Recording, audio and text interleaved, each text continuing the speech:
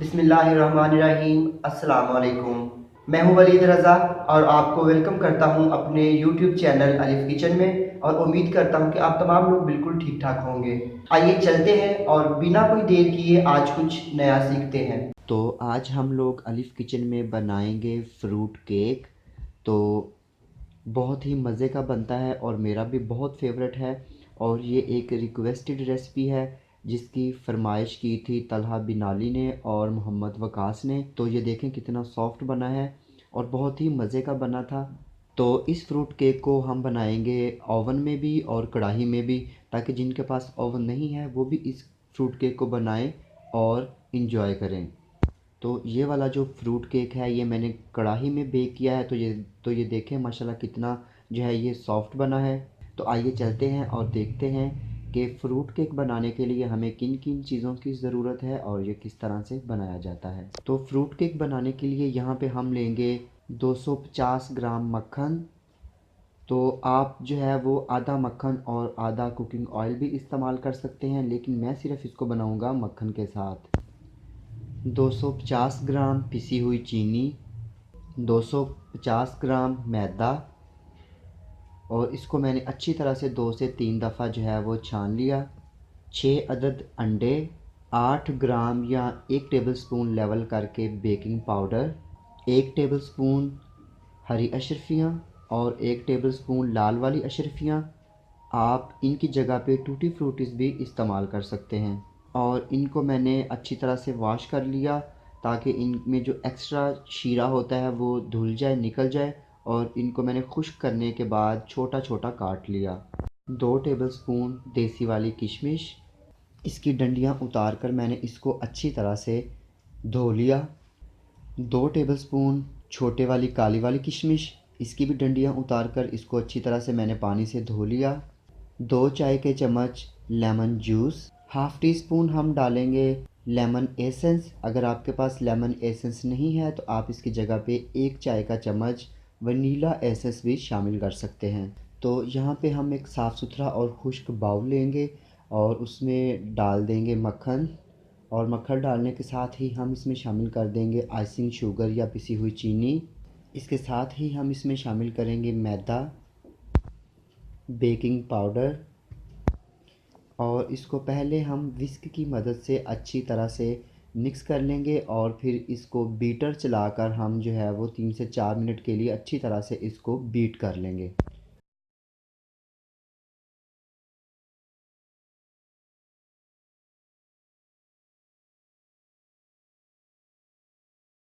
तो अब हम इसको बीटर की मदद से जो है वो 3 से 4 मिनट के लिए अच्छी तरह से बीट कर लेंगे कि मक्खन, चीनी, मैदा और जो बेकिंग पाउडर है वो अच्छी तरह से मिक्स हो जाए। तो जब तक हम इसे बीट करते हैं आपको बताए देते हैं कि अगर अभी तक आपने हमारा यूट्यूब चैनल अलिफ किचन सब्सक्राइब नहीं किया तो इसे ज़रूर सब्सक्राइब कीजिए और सीखिए मज़े मज़े के खाने। तो ये देखें यहाँ पे हमारा मक्खन, चीनी, मैदा और बेकिंग पाउडर डालकर जो अच्छी तरह से इस बीट किया था उसकी जो है ये लुक आ गई है। अब हम इसमें क्या करेंगे, 2 अंडे शामिल करेंगे और इसको 30 सेकंड के लिए बीट करेंगे। फिर 2 अंडे शामिल करेंगे और फिर इसको 30 सेकंड के लिए बीट करेंगे और फिर 2 अंडे शामिल करेंगे और फिर इसको अच्छी तरह से बीट कर लेंगे।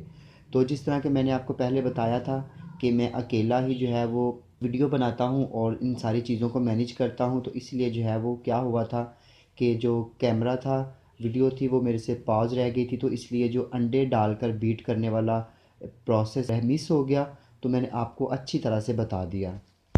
तो इसको 6 के 6 अंडे डालकर अच्छी तरह से बीट कर लेने के बाद मैंने इसमें शामिल कर दिया था लेमन एसेंस और इसके साथ ही मैंने शामिल कर दिया था लेमन जूस। और इसको अच्छी तरह से हम लोग जो है वो मज़ीद बीट कर लेंगे हाई स्पीड पे। तो 2 मिनट के लिए आपने इसको मज़ीद बीट करना है कि ये जो मिक्सचर है, बैटर है, वो अच्छी तरह से फ्लफ़ी हो जाए। तो यहाँ पे हम एक बाउल लेंगे और उसमें शामिल कर देंगे किशमिश,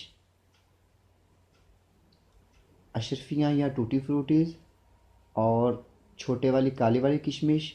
और इसमें हम लोग 2 टेबलस्पून या एक बड़ा चम्मच जो है वो मैदे का डालकर इनको अच्छी तरह से मैदे से कोट कर लेंगे और फिर हम इसको शामिल करेंगे फ्रूट केक के बैटर में। तो अब हम इस ड्राई फ्रूट को जो है वो फ्रूट केक के मिक्सचर में शामिल करने के बाद अच्छी तरह से मिक्स कर लेंगे।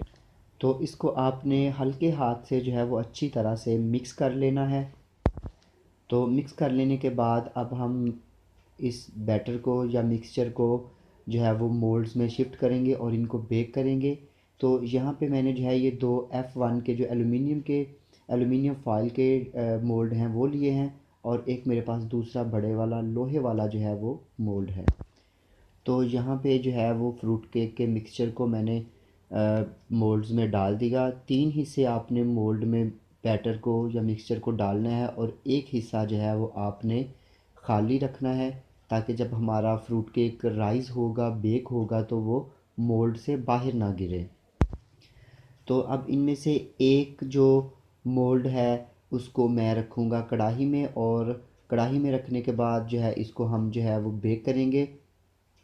तो जब आप इसको कढ़ाई में रखेंगे तो एक बात याद रखिएगा कि आपने 35 से 40 मिनट तक ढक्कन उठाकर केक को बिल्कुल भी चेक नहीं करना। अगर आप 35 से 40 मिनट से पहले ही ढक्कन उठाकर चेक करेंगे तो आपका जो केक है वो अभी आधा कच्चा तो आधा पका हुआ होगा, तो वो केक आपका नीचे बैठ जाएगा, वो राइज़ ही नहीं होगा फिर। और ओवन में जो मैं केक बेक करूँगा, ओवन को मैंने 180 डिग्री सेल्सियस पे प्री हीट करने रख दिया था। तो 2 केक जो है वो मैं बेक करूँगा ओवन में, और एक को मैं डाल दूँगा कढ़ाई में।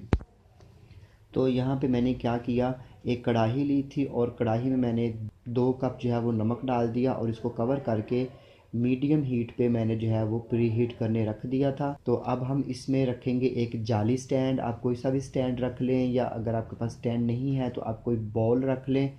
तो मेरे पास यहाँ पे एक स्टीमर स्टैंड है, तो मैं इसको रखूँगा कढ़ाई के अंदर, और इसके ऊपर फिर हम जो है ये केक का मोल्ड रख कर इसको बेक करेंगे। और इसको हम जो है वो मीडियम हीट से, जो थोड़ी सी कम हीट होगी वहाँ उस हीट पे हम लोग इसको बेक करेंगे। तो यहाँ पे कढ़ाई में बेक होते हुए केक को तकरीबन 60 से 65 मिनट हो चुके हैं, और अब हम इसको खोल कर चेक कर लेते हैं। तो इसको चेक करने का ये तरीका होता है कि आपने कोई सी भी साफ़ छुरी या जो स्क्वायर होती है, बारबेक्यू स्क्वायर होती है, उसको केक के सेंटर में आपने डालकर चेक करना है।